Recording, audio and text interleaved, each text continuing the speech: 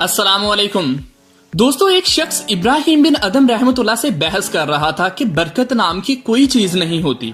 इब्राहिम बिन अदम रहमतुल्लाह ने कहा, तुमने कुत्ते और बकरियां देखी हैं? वो शख्स बोला, हाँ। इब्राहिम बिन अदम रहमतुल्लाह बोले, सबसे ज्यादा बच्चे कौन जनता है, कुत्ते या बकरियां? वो बोला, कुत्ते। इब्राहिम बिन अदम रहमतुल्लाह बोले, तुमको बकरियां ज्यादा नजर आती है या कुत्ते? वो बोला, बकरियां। इब्राहिम बिन अदम रहमतुल्लाह बोले, जबकि बकरियां ज़िबा होती हैं मगर फिर भी कम नहीं होती, तो क्या बरकत नहीं है?